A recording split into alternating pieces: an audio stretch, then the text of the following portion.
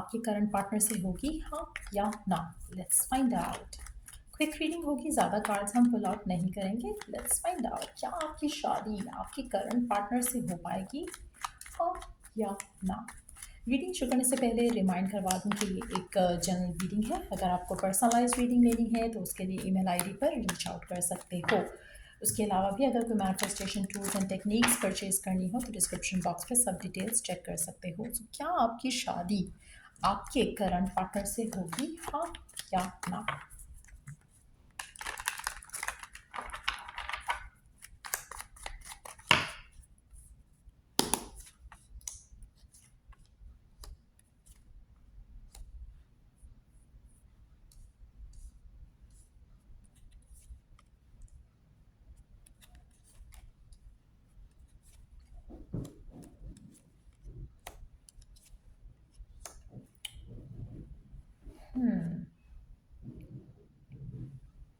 एक बात मैं यहाँ पे मेंशन करना चाहूँगी, जो भी स्पेसिफिक समवन है जिसके साथ आप करंटली हो रिलेशनशिप में, ये जो भी पर्सन है ये आपको उस तरह का, उस लेवल का प्यार नहीं करता जैसा शायद आप करते हो। उसकी नज़र से अगर हम देखें, आपको प्यार करता है, चाहता है, बट जो उसकी इंटेंशन है, जो उसकी एक एक विजन है आपको लेकर, it's not the same as yours. आप में से मेजॉरिटी लोगों के लिए अगर आप चाहो तो आप ये शादी मैनिफेस्ट कर सकते हो, दैट्स वन थिंग। लेकिन एट द सेम टाइम क्या ये पर्सन आपको खुश रखेगा, क्या ये पर्सन आपके साथ वैसा रहेगा जैसा आप चाहते हो? वहाँ पे मुझे कुछ इश्यूज दिख रहे हैं। मुझे लग रहा है कि अगर आप चाहो तो आप ये शादी मैनिफेस्ट कर सकते हो, चाहे वो करना चाह रहा है या नहीं करना चाह रहा। आपके हाथ में हाथ में पावर है कि ये आप सारी सिचुएशन अपने हाथ में कर सकते हो।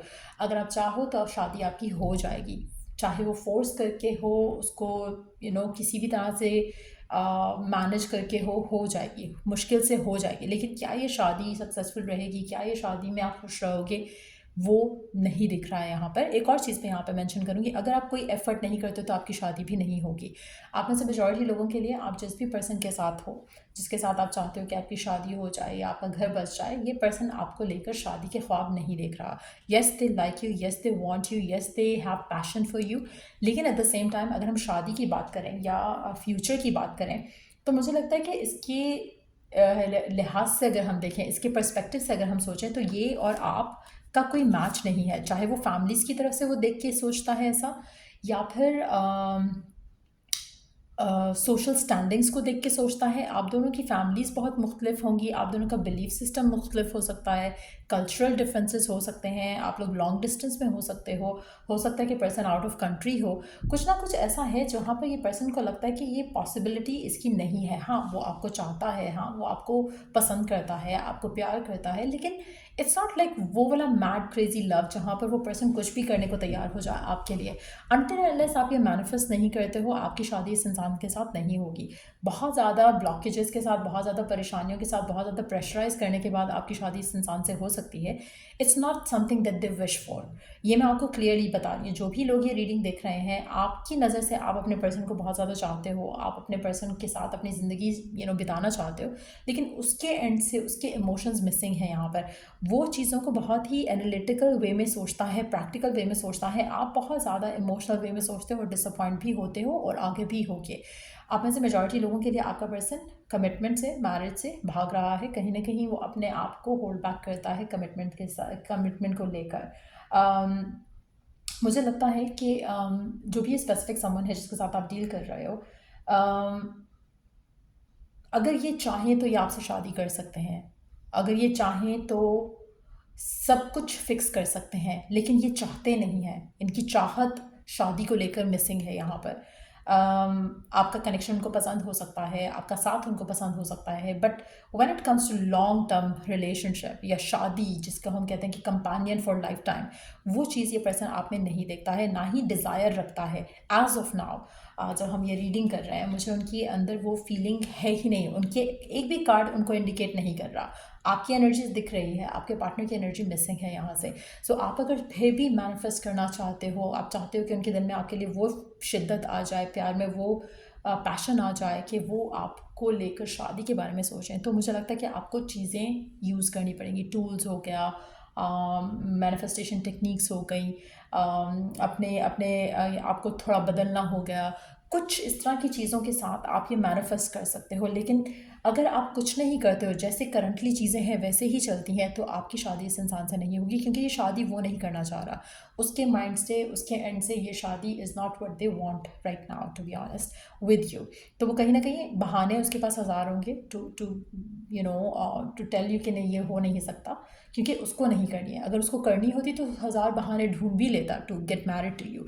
सो कहीं ना कहीं आपको इस रिश्ते में डिसअपॉइंटमेंट आते डेफिनेटली दिखेगी, और आप में से मेजॉरिटी लोग मैनिफेस्ट भी नहीं कर पाओगे, क्योंकि आप खुद डिसअपॉइंटेड हो जाओगे। आने वाले टाइम में आपका रिश्ता ऐसे इंसान के साथ जिसके लिए भी आप ये रीडिंग देख रहे हो, आपको डिसअपॉइंटमेंट मिलेगी। लिब्रा, स्कॉर्पियो, एक्वेरियस, टॉरस, वर्गो, ये साइन हो सकते हैं आपके या आपके पार्टनर के। लेकिन आपको कहीं ना कहीं आपके रिश्ते में झगड़े, इश्यूज़ जो है वो मैं आते देख रही हूँ, और डिलेज़ आते देख रही हूँ। लोगों की वजह से काफ़ी मुश्किलात होंगी।